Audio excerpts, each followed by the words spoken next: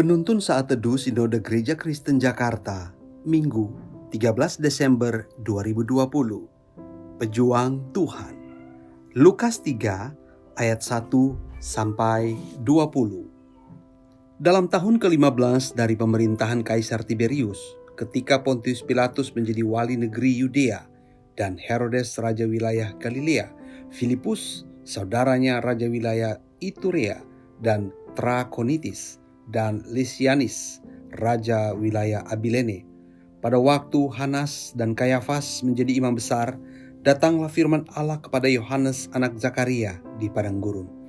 Maka datanglah Yohanes ke seluruh daerah Yordan dan menyerukan, "Bertobatlah dan berilah dirimu dibaptis, dan Allah akan mengampuni dosamu, seperti ada tertulis dalam kitab nubuat-nubuat Yesaya. Ada suara yang berseru-seru di padang gurun, persiapkanlah jalan untuk Tuhan, luruskanlah jalan baginya. Setiap lembah akan ditimbun dan setiap gunung dan bukit akan menjadi rata. Yang berliku-liku akan diluruskan, yang berlekuk-lekuk akan diratakan, dan semua orang akan melihat keselamatan yang dari Tuhan."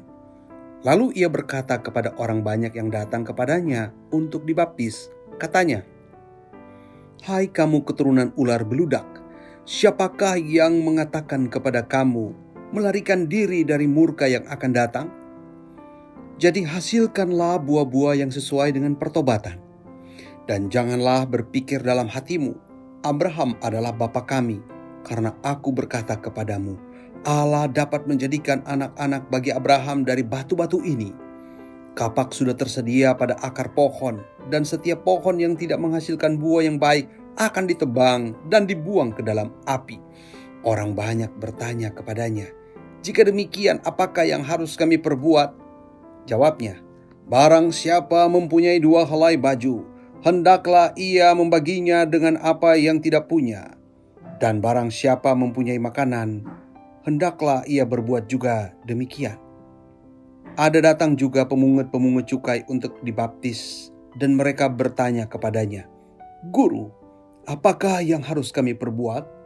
Jawabnya, "Jangan menagih lebih banyak daripada yang telah ditentukan bagimu." Dan prajurit-prajurit bertanya juga kepadanya, "Dan kami, apakah yang harus kami perbuat?" Jawab Yohanes kepada mereka, "Jangan merampas dan jangan memeras, dan cukupkanlah dirimu dengan gajimu." Tetapi karena orang banyak sedang menanti dan berharap, dan semuanya bertanya dalam hatinya tentang Yohanes, kalau ia adalah Mesias, Yohanes menjawab dan berkata kepada semua orang itu, "Aku membaptis kamu dengan air, tetapi Ia yang lebih berkuasa daripadaku akan datang, dan membuka tali kasutnya pun aku tidak layak. Ia akan membaptis kamu dengan Roh Kudus dan dengan api.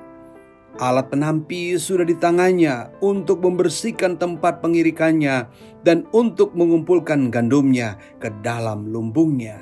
Tetapi debu jerami itu akan dibakarnya dalam api yang tidak terpadamkan."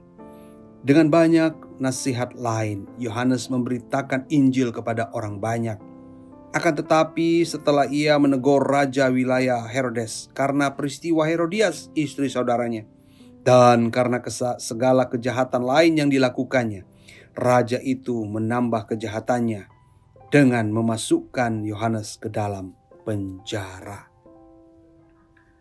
Dalam dunia olahraga balapan rally, ada istilah navigator atau co-driver sebagai pendamping sang pembalap.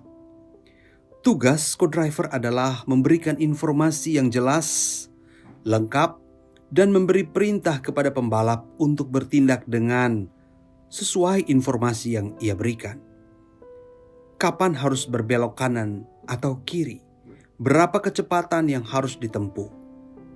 Menginfokan kondisi medan lintasan yang berbahaya agar sang pembalap segera menurunkan atau meningkatkan kecepatan kendaraannya. Semua fakta tentang medan dan lintasan rally harus dikatakan dengan cepat dan tepat. Jika tidak, maka bukan saja kekalahan yang dialami, tetapi mereka bisa menerjang bahaya. Saudara-saudara, khotbah-khotbah yang disampaikan oleh Yohanes Pembaptis isinya sangat jelas, tak bertele-tele, tidak ngalor ngidul, tidak banyak basa-basi, tidak dipenuhi lelucon, tetapi sangat keras dan to the point. Inti dari khotbah yang disampaikan Yohanes Pembaptis adalah seruan untuk bertobat dan bagaimana kita harus menghasilkan buah yang sesuai dengan pertobatan itu. Dengan penuh keberanian dan tanpa ragu, Yohanes Pembaptis menyerukan pertobatan kepada semua orang. Bertobatlah, sebab kerajaan surga sudah dekat. Dalam hal ini, Yohanes bertindak sebagai pembuka jalan bagi kehadiran Kristus di tengah umat Israel. Tindakan yang diwarnai dengan sapu bersih ini dinilai sangat berbahaya, terutama saat Yohanes harus berhadapan dengan orang-orang Farisi, ahli Taurat, penguasa kekaisaran Romawi, dan orang-orang Israel. Pemberitaan Yohanes dapat diartikan sebagai tindakan yang melawan kelompok-kelompok yang berkuasa saat itu dan bisa menerima konsekuensi yang serius. Yohanes tahu risiko yang bisa mengancam dirinya ini, tetapi ia tetap melakukan tugas ini hingga orang Israel bisa menemukan Sang Mesias yang telah dijanjikan.